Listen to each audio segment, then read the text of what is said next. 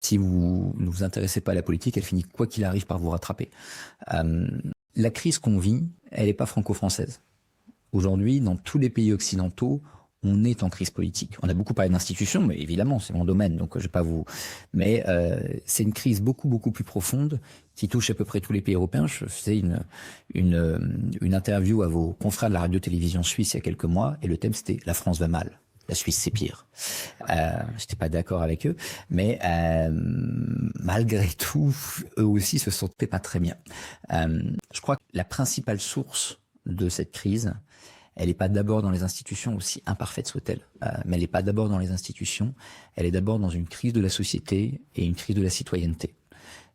La Révolution française, c'est pas d'abord des institutions. Les institutions, elles arrivent tard, elles arrivent en 1791, elles marcheront jamais. En fait, elles marcheront jamais avant le consulat, qui n'est pas une grande démocratie.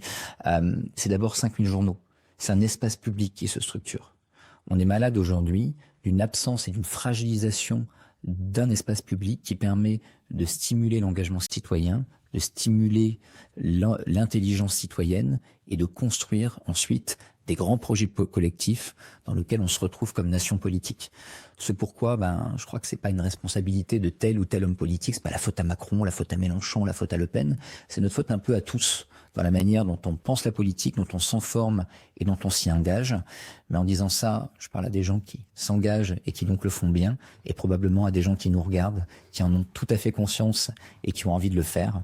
Donc je suis très heureux que vous m'ayez invité et qu'on ait pu parler de tout ça ensemble.